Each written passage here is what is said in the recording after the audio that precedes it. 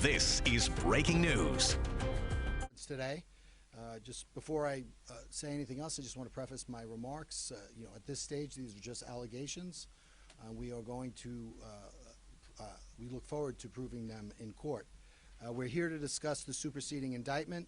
The only change in that indictment is that we've charged the murder of Maureen Brainerd Barnes, which occurred in July of 2007, and that is included in the murder of the other three women, that being Melissa Barthelemy, Megan Waterman, and Amber Costello.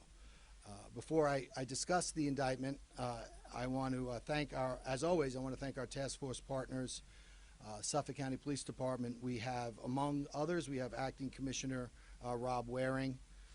This is Rob's first appearance. Now that he's Acting Commissioner, I know he's going to take a more active role in this case, which we welcome. We're also, Homicide Lieutenant Kevin Byer and his team is here as well. We thank them for their hard work. As always, my partner Errol Toulon in the Suffolk County Sheriff's Office, we thank them for their efforts. Errol is here with us. We have our New York State partners. We have Major Steve Udice and Captain Chris Casal. We want to thank them for their assistance. The FBI, part of the FBI team is here as well. We have supervising special agents Mike Lewis and Don Ansbacher. I want to thank them for their continued assistance in this case. I have my team, which I frequently forget to thank. I want to take the opportunity to thank them. Our Chief Investigator Rich Zacharis and his team, ADA's Larry Opizzo, Nick Santamartino, Andrew Lee, and Michelle Haddad. I want to thank them for their continued efforts in this case. Sure. It's a little far from my face, but in addition to those task force partners, we've also received assistance or receiving assistance from the United States Secret Service, which are helping us with the downloads of a lot of the smart devices, as well as the Nassau County Police Department, Pat Ryder, as well as the Nassau County District Attorney's Office. And their assistance has been invaluable as well, so we want to thank them. And most importantly of all, I think I want to thank and acknowledge the victims' family members, many of them who are here. I want to thank them for their continued support and advocacy, not only for their family members, but for victims everywhere. And I think it's important that we keep in mind what this case is about. Maureen Brainerd Barnes was 25 years of age when she lost her life. Melissa Barthelemy was 24. Megan Waterman was 22, and Amber Costello was 27. This is what this case is about. This is what this case should be about. And I'll confine my remarks about Maureen, but we could say the same thing about the other three women. Maureen was, she was an intellectual. She was a writer. She was an artistic person. She cared very deeply about the people that she loved. She fiercely protected them. She was a devoted sister, devoted mother, devoted daughter, and she's sorely missed by those that loved her. And I know I speak for the entire task force when I say it's been an honor and a privilege to work these cases. And to provide that small measure of closure for the family members. And again, these are just allegations, and we'll continue to work the case. We look forward to proving the allegations in court. But again, this case is about those victims. So I just ask that we all keep that in mind. As I've said, we've charged the murder of Maureen Brainerd Barnes to add to the already charged murders of Melissa Barthelemy, Megan Waterman, and Amber Costello. The defendant is charged with murder in the second degree, not murder in the first degree, because for murder in the first degree you have to commit 3 murders within a 24-month period, and the numbers just don't work out. Maureen was murdered in July of 2009. I'm sorry, July of 2007. Melissa was murdered in July of 2009. Megan, June of 2010, and Amber in September of 2010. So that just the numbers didn't work out for murder in the first degree as to the Brainerd Barnes murder. So this indictment marks a change in the investigation. The grand jury investigation of the so-called Gilgo 4 is over. It has been concluded. And we will proceed with those cases in court. And again, we look forward to proving the allegations. But there should be no mistake. The work of the grand jury is continuing. Now we've talked about the transition from the grand jury to the prosecution. Well, with regard to those other bodies and those other murders, the grand jury, the task force will continue to investigate those cases. They'll be investigated through the grand jury, and when it is appropriate, and if we have anything to say, we will say it at that time. But we're going to let that investigation play out.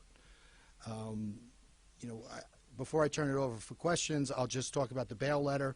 The bail letter discloses some further information on the case. Obviously, it's not all of the evidence in the case, but it does disclose some. So I'll synopsize that and open it up for questions at the end. With regard to the first part of the bail letter, it indicates that the task force has established that the defendant's family was out of state during Maureen Brainerd Barnes' murder, just as they were out of state during the murder of the other 3 victims. The family had checked into a hotel in Atlantic City in July 6th of 2007, and they remained there till approximately July 20th of 2007. And both the documentary evidence as well as witness statements have indicated that during the time of Maureen Brainerd Barnes' disappearance on or about July 9th of 2007, Heuermann was not with his family. He joined them sometime thereafter. We also recovered 2 burner phones from the defendant at the time of his arrest. The phone ending in 1697 was recovered from his office, and the phone 2671 was recovered from his person. With regard to the phone ending in 1697, again, we see the same repetitive activity on that phone. It was used to contact numerous sex workers. We also were able to use it to identify an alias, Andrew Roberts, which was a known alias being used by the defendant. We were also able to recover a fraudulent email account, which is sandbagger303@gmail.com. The Sandbagger email address was used similar to the T-Hawk fraudulent account. The T-Hawk was used after Sandbagger, but the Sandbagger account was used once again to search for torture porn and info on the Gilgo case, on the Gilgo investigation, and victims' families. The defendant was particularly interested in the cellular telephone technology being not only used by the FBI, but specifically by the FBI in this case. We also recovered numerous electronic devices from the defendant, including a number of laptops, smartphones, tablets. From that, we learned that the defendant undertook numerous searches for software that could assist in erasing or wiping data from computer and digital devices such as Easy Hide IP and Shredder X. He used those 2 applications to destroy evidence in this case. We see that he continued to make prostitution-related searches before, during, and after the disappearance and murder of the 4 victims in this case. Notably, on one laptop that was recovered from the house, there was an attempt to shred evidence shortly before the defendant met with and murdered Melissa Barthelemy. Another laptop recovered in the house accessed Amber Costello's Backpage ad on September 1st, 2010 at approximately 9:03 p.m., and that is just hours before the ruse occurred around midnight on September 2nd. So the way the timeline works is on 9:03, that laptop that was recovered from the defendant's house was used to access Amber Costello's Backpage ad. Thereafter, at about 11:33, the burner phone that was used to kill Amber Costello contacted Amber Costello's phone from Massapequa Park, and later at 12:05, that same phone accessed that Amber Costello's phone, but this time the phone had moved from the Massapequa Park area to the West Babylon area where Amber Costello lived, and then back to Massapequa Park. That is significant evidence as well. I think the most Well, the biggest change is the DNA evidence, and we've received significant DNA evidence between the time of the first arraignment and this time, which I'll synopsize for you at this time. We've always spoken, right from the very beginning, we spoke about the 5 hairs of significance that were recovered from 3 of the 4 burial sites of the women. So I'll just go through that. We earlier reported on mitochondrial DNA evidence as to 3 of those hairs. We now have nuclear DNA results for all 5 of the hairs. So I'll go through it. The first, the most significant hair for the purposes of the superseding indictment was the hair that was found on Brainerd Barnes. It was found on the buckle of the belt that secured her lower body, and we also found three hairs at the site of Megan Waterman's burial. We found 2 female hairs and 1 male hair. The male hair was found at the bottom of the burlap that Megan Waterman was wrapped in, and the 2 female hairs were found around the head area, 1 at the top of the burlap and 1 near the tape that was used to restrain Megan Waterman's head. The 5th hair was a female hair that was found in the area of Amber Costello's head. Now, at the time of the original arraignment, we reported on mitochondrial DNA results for 3 of those hairs. With regard to the Megan Waterman hair that was found outside the head area, it was consistent with the genetic profile of both Asa, the mitochondrial DNA profile of both Asa and Victoria Heuermann, and you could exclude the rest of the population to 99.69% of the rest of the population. With regard to the 1 male hair of significance that was found on the burlap with Megan Waterman, again, that genetic result was consistent with the defendants, and 99.96% of the population could be excluded.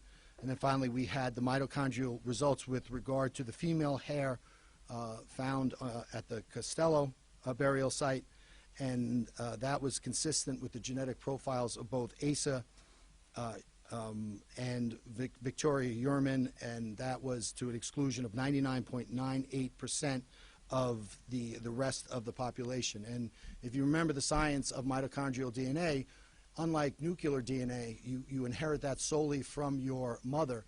So a mother and a child will have identical mitochondrial DNA profiles. So that is the mitochondrial results. We now have nuclear DNA profiles on all 5 of the questioned hairs, and we use this using the SNP or SNP process. And with regard to the hair found on Maureen Brainerd Barnes on that belt buckle, it was 7.9 trillion times more likely to have come from someone with the identical genetic profile as Asa Ellerup. With regard to the first hair that we got the mitochondrial DNA profile on, the female hair on Megan Waterman, that is 2.374 times 10 to the 48th power as likely to have come from someone matching the genetic profile of Asa Ellerup. And the way that number is expressed, that's scientific expression, I'm told. So that's basically 2.374, and you add 48 zeros to that. So that's a number so large it doesn't even exist. A name for it doesn't even exist. With regard to the second hair that was found on the tape by the head of Megan Waterman, that was also consistent with a person with the same genetic profile as Asa Ellerup, and that was 2.778 times 10 to the 488th power could exclude the rest of the population. With regard to the male hair, that was we received the mitochondrial DNA profile with regard to that. The nuclear DNA profile on that was 1.48 times 10 to the 169th power as to come from someone sharing the same genetic profile as the defendant. And finally, with regard to Amber Costello, we received the nuclear DNA profile on that, and that was 4.654 times 10 to the 63rd power, as likely to have come from someone with the same genetic profile as his daughter, Victoria Heuermann. So again, the mitochondrial DNA for mother and daughter are going to be the same. Nuclear are going to be separate. Everyone has a separate nuclear DNA profile except for identical twins. We believe these DNA results are significant. Nuclear DNA, as illustrated, is much more discriminate, and the SNP technology that was utilized allows you to get nuclear DNA results from hair. This is, cutting edge. We talked earlier, and the questions were asked with regard to mitochondrial DNA, and is mitochondrial DNA analysis cutting edge? Not really. It's been around since 1996. It's been, used in courts in the United States since about 1996, I think. This SNP process is cutting edge. There are a couple of cases around the country where it's being used, but no finished cases, I believe. But it is scientifically accepted in both the medical and forensic community. It's used in the familial DNA context, so the science is certainly extremely solid. And the good thing about it is it's allowed us to differentiate between those Victoria Heuermann and Asa Ellerup hairs.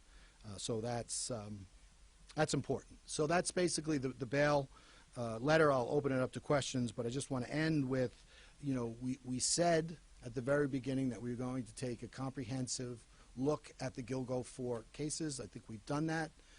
We've completed that. We used the grand jury process. Now we move to the second phase.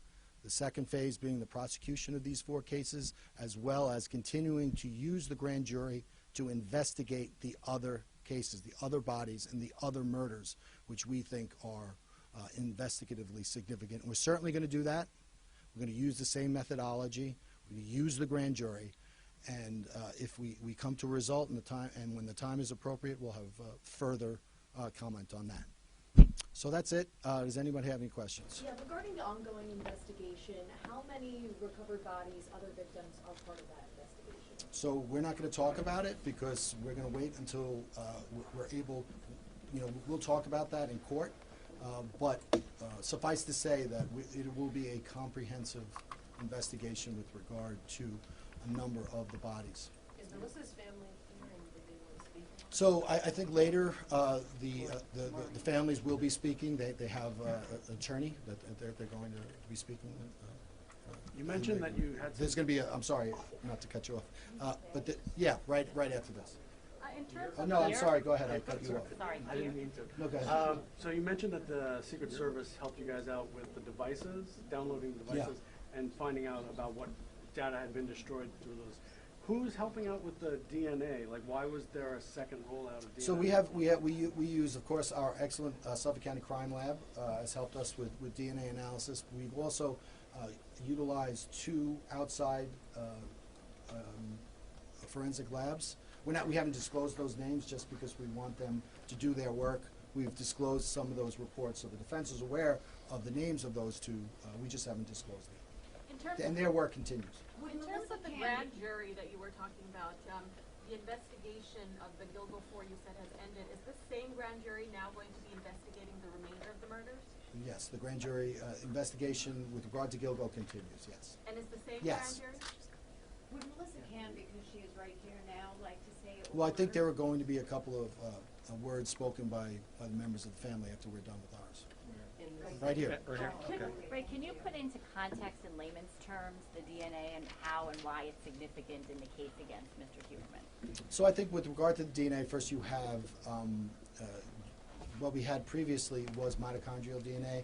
There are, and heretofore, mitochondrial DNA was really the only DNA you could use to get DNA, to extract DNA from hair. So that's good about mitochondrial DNA. The numbers are big, but not as big as with nuclear DNA. And because you inherit your genetic profile from your mother, there are a lot of people walking around with identical mitochondrial genetic profiles. And there are not as many base pairs with mitochondrial DNA. I think there's like 12,500, a little bit more base pairs in mitochondrial DNA. There's 3 billion base pairs with nuclear DNA. So nuclear DNA is like sort of the gold standard. If you could get to nuclear DNA, the numbers are going to be much larger. So you want to get to nuclear DNA because other than the numbers are high, and other than identical twins, everyone's DNA profiles. Mr. Tierney, of the 10 sets of remains, you've already identified 4 of them being found between the years 2007 and 2010. Can you share with us the years that you believe the other bodies were buried? No. The attorney, Heuermann's attorney says nuclear DNA came out of nowhere. He, up until now, didn't believe there was any. This is obviously, as you said, more certain as far as the case. How confident are you in the case, and what do you have to say about the Sure. I think that nuclear DNA existed in the hair since they were first recovered in 2010, and now the science has caught up. I would say that's a good break for justice, a good break for the investigation. Others might disagree, but the fact that we were able to utilize technology to obtain a nuclear DNA result that we are confident in, and that we are confident in defending in court and making admissible, these are all good things. So what took so long with Maureen Brainerd Barnes? I mean, the other ones we knew in July, the 3. What took so long? Can you speak to her circumstances specifically, especially because she did have hair allegedly on the belt? So we spoke about the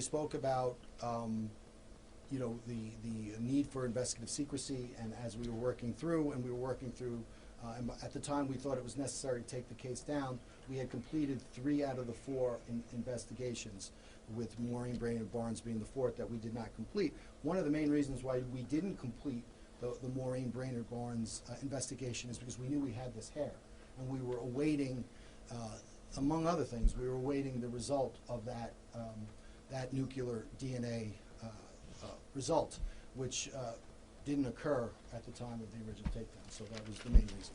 Can you just speak to what this moment means for the task force, for the families, this charge related to the 4th victim of the Gilgo 4? Well, I think it means a lot to the task force because we know that it provides a small measure of closure for the families, and so we're really happy to provide that for them. We know that there's a lot of hard work to go, that these are allegations, that we need to prove them, but it's nice to be able to let the families know that notwithstanding a lot of the things that have been said, we've always focused the case in the right direction. We always kept the victims in mind, and we were able to obtain a result which we're pleased with. And DA Attorney, I just want to clarify, the grand jury which convened for the Gilgo 4, it's the same one still actively investigating? Correct. Okay, and so in addition to, the defense also tried to cast some doubt on some of the DNA evidence, but they also said something to the effect of, just because an individual solicits prostitutes, it doesn't make them a killer. In regards to the new evidence with the burner phones, is there anything you'd like to share with that? No, I think that's what trials are for, and we look forward to proving these allegations in court. And can you speak just a little bit to Maureen Brainerd Barnes' specific circumstances? I know we've spoken about all 4 as a group. What specifically does your office know about the circumstances of her death so far? Well, I mean, I think that the circumstances of all the 4 women are very similar. Their backgrounds are similar. Unfortunately, their deaths are very similar, and that's why we focused on the Gilgo 4. But it's what we're willing to disclose about that death is everything that we've talked about now, with regard to the utilization of the 4 separate burner phones to lure these women out to Massapequa Park, where they were unfortunately murdered. Mr. Tierney, in the document released today, there was talk about what was in some of the storage units, but not much. Can you talk about what else was found? Because we know that you guys were there for a long time. Sure. So, basically what is required to us of prosecutors is we have grand jury material, which is secret, and then we have stuff which is publicly disclosed. So we comment on information that's publicly disclosed. There are literally mountains of information that have not been publicly disclosed, but I'm ethically enjoined from speaking about those. So I can't speak about those, so I won't. That's it? Yeah, thank you. Sure.